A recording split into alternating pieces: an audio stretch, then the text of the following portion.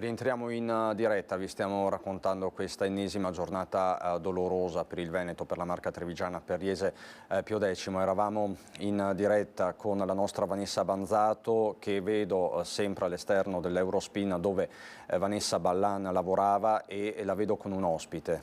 Vanessa.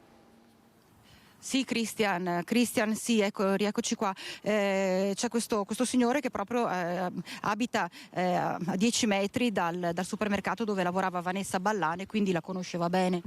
Sì, era una commessa dell'Eurospin.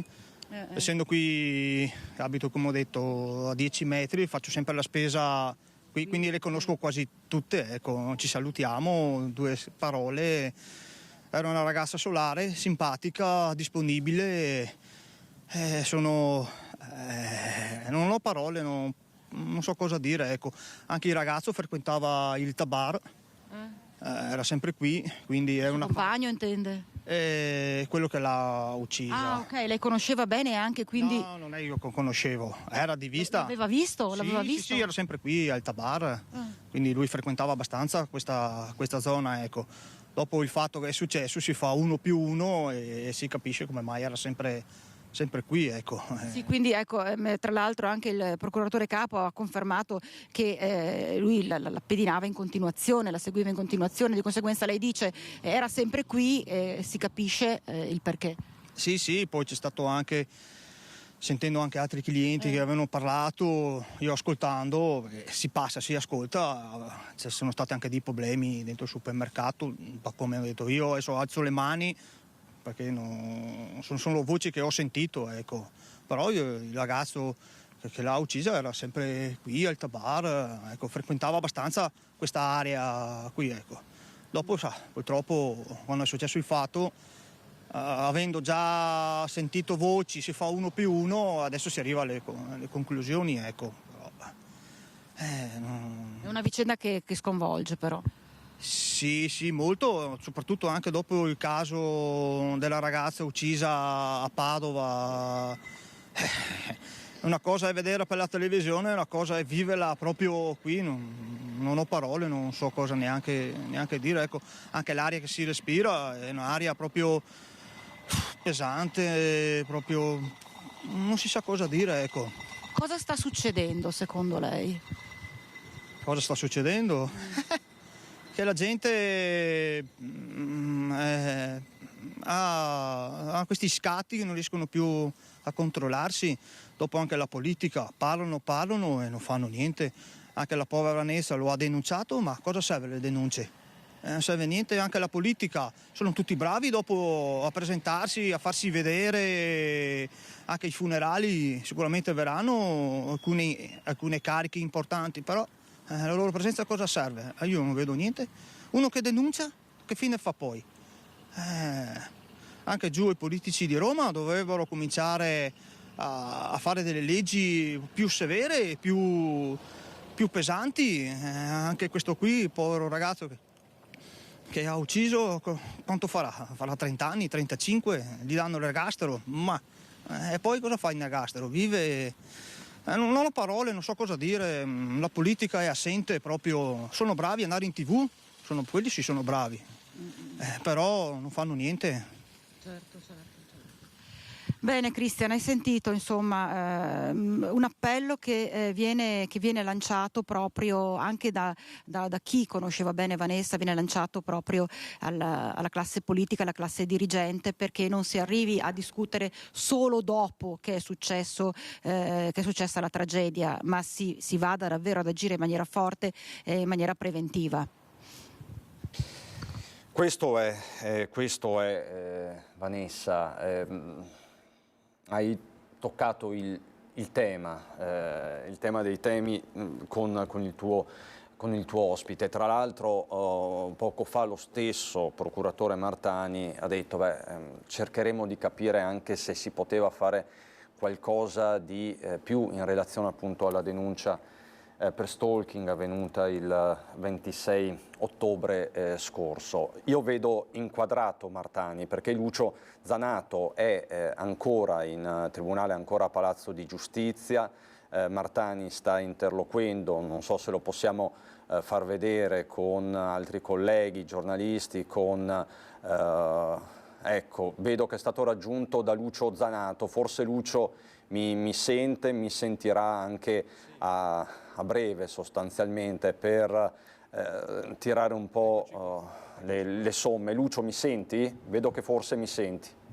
Sì, adesso sì, ti sto sentendo, stiamo aspettando che il dottor Martani finisca l'intervista con una collega, proprio una questione di minuti, vedete abbiamo dato in diretta tutta la conferenza stampa. Dottor Martani, siamo nuovamente in diretta su Antenna 3, insomma caso chiuso. Sembrerebbe di sì, salvo sorprese dell'ultima ora, ma il quadro indiziario è molto forte e assolutamente univoco, a mio parere. Ecco, poi chiaramente dovranno pronunciarsi anche dei giudici, in primis il giudice per le indagini preliminari, ma sul fatto che Bugiar sia l'autore io sinceramente nutro ben pochi dubbi. Ecco, giusto lo scrupolo della presunzione di non colpevolezza fino alla condanna definitiva, che è d'obbligo. Ecco, ma... Senta, cominciamo con il fatto che avete organizzato un dispositivo. Questo l'hanno organizzato i carabinieri. Però era presente voi che siete di turno, eccetera, che era comunque. Ecco, e poi l'avete beccato a casa, era entrato a casa, si è cambiato dei vestiti ancora sporchi di sangue, stava facendo la doccia.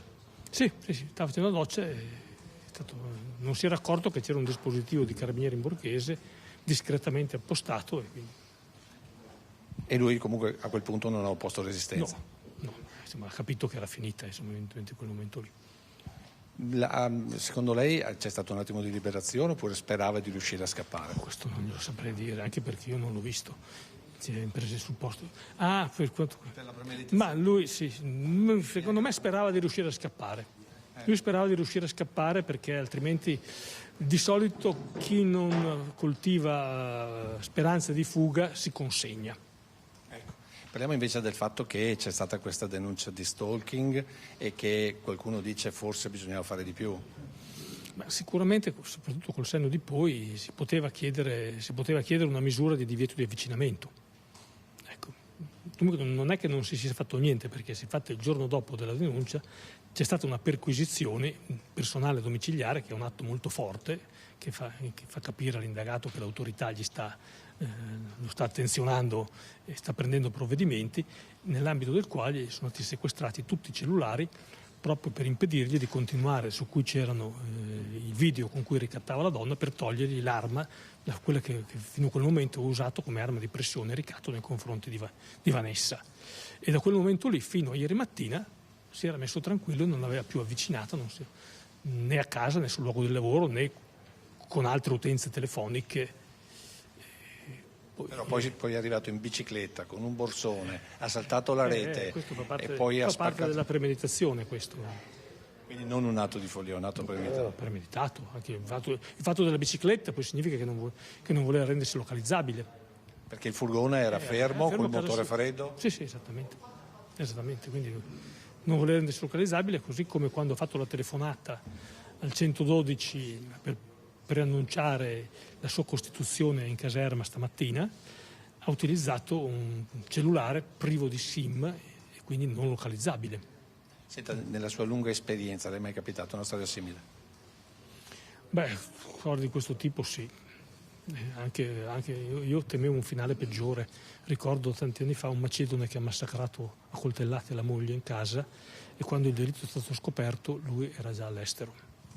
Temevo un finale di questo tipo, tra l'altro.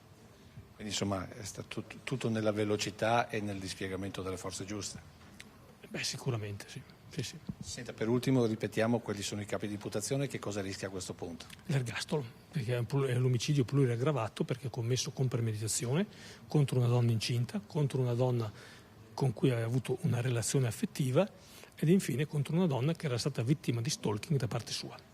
Proprio perché era incinta non si può configurare un duplice omicidio? No, al momento non.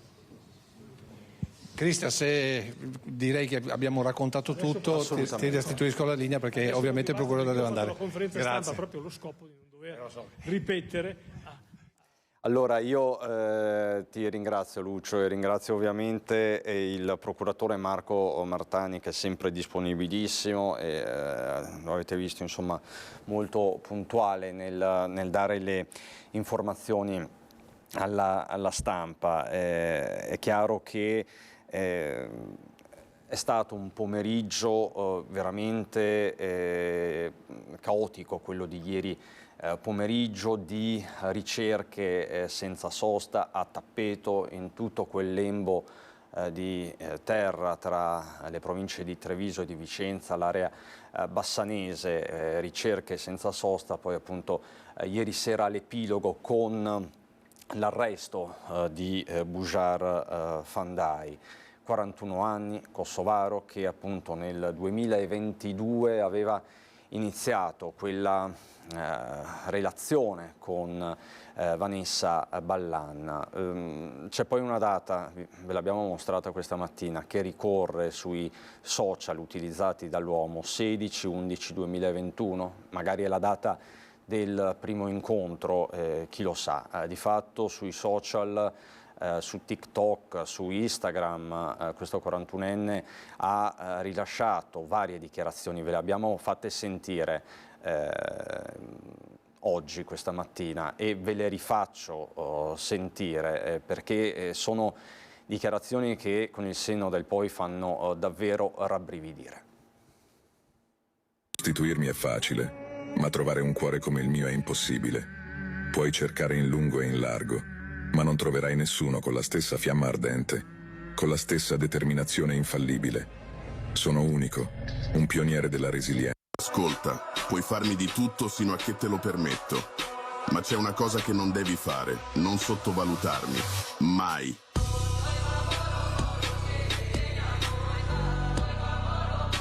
L'ho amato profondamente, con una sincerità che credevo condivisa. Per te ero pronto a tutto, a scalare montagne, a attraversare oceani. Ma hai scelto di tradire questa fiducia, di spezzare. Non mi mettere mai in condizione di essere una persona senza cuore, perché il giorno che lo sarò, per te è finita. Non te lo dimenticare mai. Ecco, sono post che veramente fanno pensare, anche alla luce di quello che ha detto il procuratore Marco Martani. Ce ne sono anche degli altri e ricominciamo da questo, dove c'è una data, 16/11/2021, anzi questo è un altro post. Partiamo da questo. Che tu abbia mai incontrato, ma se mi manchi di rispetto ti mostrerò perché ho il cognome di mio padre. C'est fini, je te laisse tranquille. Je ne vais plus te harceler de messages. Je ne vais plus perdre mon temps avec quelqu'un qui ne me veut pas dans sa vie. Si tu m'avais vraiment aimé, les choses auraient été différentes. Je n'aurais pas eu à me torturer l'esprit pour comprendre pourquoi tu agis ainsi. Qu'ai-je fait pour mériter un tel mépris? Qu'est devenu tout ce que tu m'as dit? Était-ce sincère à un moment donné? Ou était-ce simplement des paroles en l'air pour me séduire, me manipuler, me donner de faux espoirs? Mon cœur a voulu y croire. Mais ma raison me dit que tu n'as jamais été honnête avec moi. Tes actions n'ont jamais suivi tes paroles. Tu as joué avec mes sentiments et tu t'en fiches. Alors oui, c'est toi qui as initié cette histoire. Mais c'est moi qui la termine. Tu aurais pu être quelqu'un d'important dans ma vie. Mais tu n'as été qu'une étape insignifiante que j'oublierai rapidement. Je ne te souhaite ni le meilleur, ni le pire. Je ne te souhaite rien du tout. Je me libère de toi. Je tourne la page. Fais ce que tu veux de ta vie, mais loin de la mienne. Gli occhi non si sbagliano mai. Gli occhi non mentono mai. Gli occhi non commettono mai errori grammaticali. Gli occhi hanno una dizione perfetta. Quanto parlano gli occhi e ci dicono se sei una persona buona o cattiva. Dicono che gli occhi siano lo specchio dell'anima. Io aggiungo che gli occhi sono lo sguardo del cuore. Mio padre mi diceva: quando parli, guarda sempre le persone in faccia. Non abbassa mai lo sguardo, perché se abbassi lo sguardo vuol dire che c'hai la coscienza zozza. Zozza come la merda. Ecco, questi sono i video pubblicati recentemente su Instagram e TikTok dal 41enne kosovaro che oggi appunto si trova in carcere a Santa Bona con l'accusa di omicidio aggravato da tanti fatti, dal fatto che Vanessa Ballan fosse incinta, dalla crudeltà utilizzata, 7 fendenti preceduti dalle botte inferte al viso, dal vincolo anche affettivo, perché comunque si conoscevano, e dalla premeditazione, perché quello che emerge in maniera abbastanza chiara è che è stato pianificato questo delitto, questo omicidio, con il 41enne che ieri, dopo le 11, si è introdotto nell'abitazione di via Fornasette dal retro, si è introdotto nell'abitazione, è piombato in casa dove si trovava Vanessa e lì appunto è successa la mattanza. Con sé, lo hanno ripreso le telecamere, questo è un fatto confermato dal procuratore, con sé aveva un borsone, all'interno del borsone c'era evidentemente il coltello utilizzato per ucciderla, c'era un martello, insomma veramente un delitto che appare davvero pianificato. Non so se mi sente Vanessa, vedo Vanessa...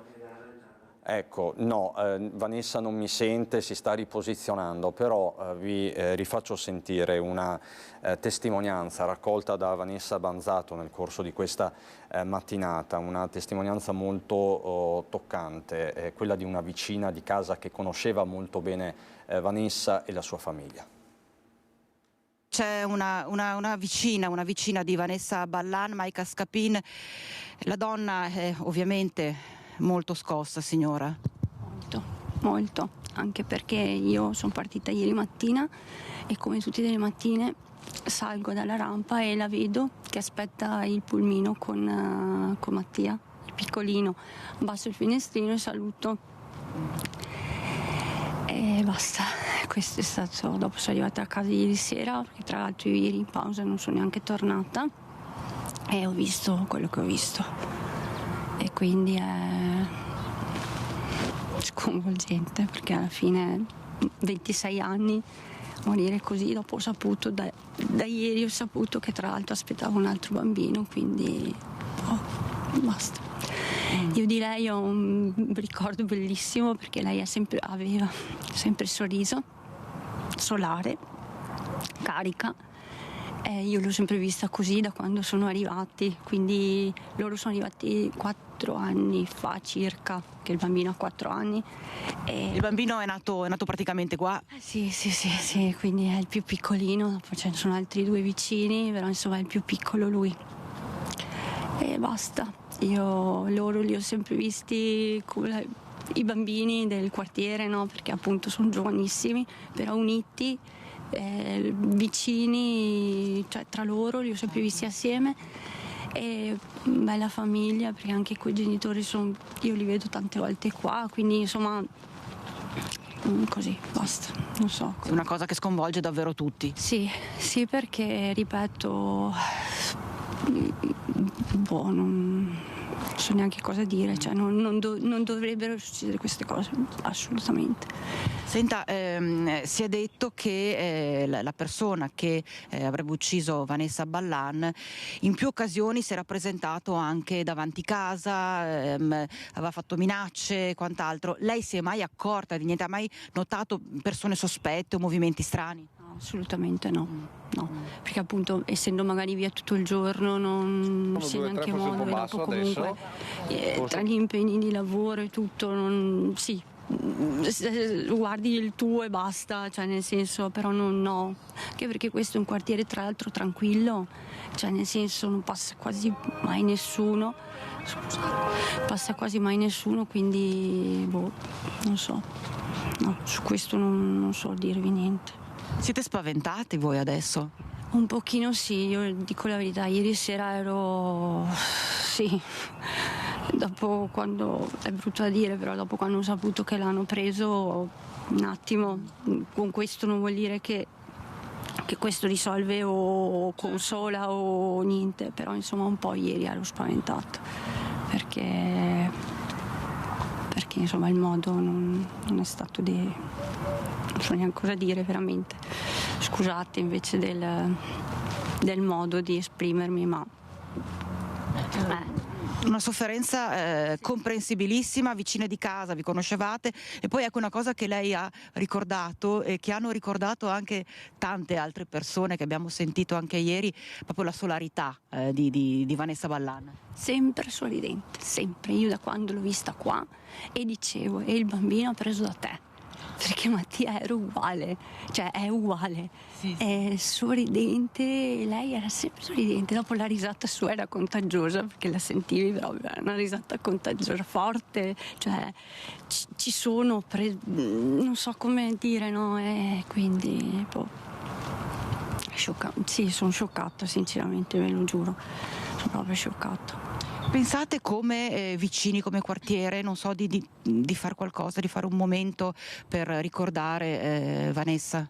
Guardi, io ancora devo sì, sentire insomma i vicini, spero di sì, perché è il minimo che possiamo fare per una persona così e basta.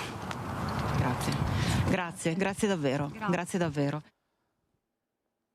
Questa è la testimonianza raccolta da Vanessa Banzato, la testimonianza di una vicina di casa. Siamo addirittura d'arrivo, poi a mezzogiorno entra la collega Anna De Roberto anche per aggiornarvi sulle altre notizie di giornata, però appunto mi collegherei ancora per un istante con Lucio Zanato che si trova a Palazzo di Giustizia. Lucio. Sì, buongiorno nuovamente Cristian, buongiorno ai telespettatori di Antenna 3, insomma caso di fatto chiuso, l'abbiamo sentito dal procuratore capo Martani, caso chiuso per questo ennesimo femminicidio qui nella Marca Trevigiana ma in genere in tutta Italia. Devo dire che fa pensare il fatto che comunque dietro un gesto del genere ci sia una sorta di premeditazione, perché tutti i dati raccontano questo, ad iniziare dal fatto di essersi mosso in bicicletta, questo 41enne kosovaro, di essersi portato un borsone con tutto il materiale per poter entrare in casa, e poi successivamente l'idea di sempre muoversi in bicicletta per non essere notato mentre cercava di rientrare a casa nella notte per poi cambiarsi, quindi cercare il più possibile di cancellare le tracce, poi prendere i documenti e scappare col furgone. Questo era sostanzialmente così il piano che appunto il 41enne kosovaro aveva in mente dopo aver ucciso quella che è stata la sua compagna per un certo periodo di tempo. Devo dire una situazione che fa pensare a questi gesti di violenza che magari più di qualcuno dice si potevano prevenire.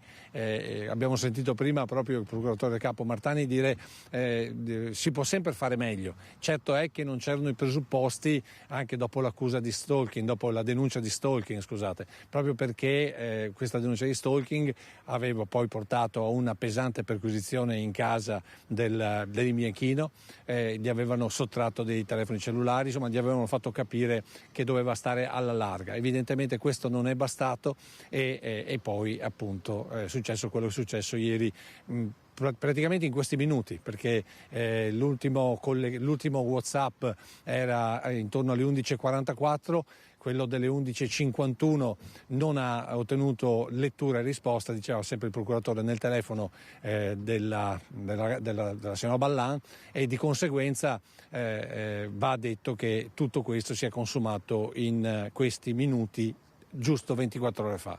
Resta da pensare poi il fatto che l'omicida si sia poi direzionato un po' verso i campi, sia stato fatto notare che abbia fatto un passaggio in un bar di Altivole, cosa che poi appunto sicuramente andremo ad approfondire, e poi abbia aspettato la notte proprio per tentare di fuggire. Tra l'altro quei video postati per quanto riguarda il passaggio verso la Slovenia danno l'idea di una premeditazione. Insomma, un caso che è chiuso, ma è un caso più che mai aperto, perché dietro a questa vicenda giudiziaria c'è una vicenda umana, ma soprattutto una vicenda sociale.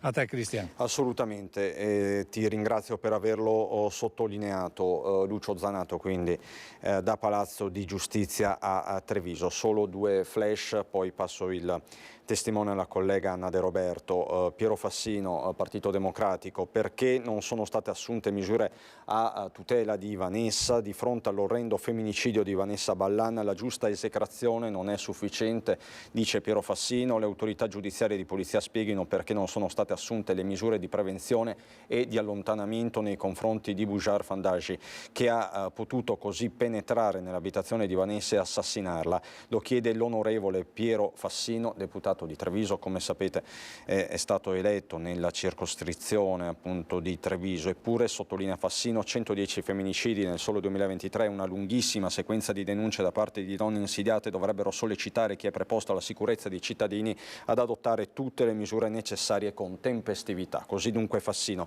Mentre il presidente della Regione del Veneto, Luca Zaia, dice grazie a carabinieri e magistrati per la tempestività nell'arresto del ricercato. Nella tanta tristezza che suscita quanto è accaduto a Vanessa non è possibile trovare una nota di consolazione, ma il fatto che il presunto assassino sia già stato messo in condizioni di non scappare ci fa pensare che almeno non è riuscito nell'intento di sottrarsi alla giustizia. Queste le parole di gratitudine nei confronti degli inquirenti del governatore del Veneto, Luca Zaia. Allora, continueremo a raccontarvi di questa ennesima tragedia anche nei prossimi minuti, anche con Anna De Roberto, che però allargherà l'orizzonte a tutto il Veneto, perché ci sono tanti fatti di cronaca di cui dovremo darvi conto. Adesso qualche istante di pubblicità, poi Anna De Roberto.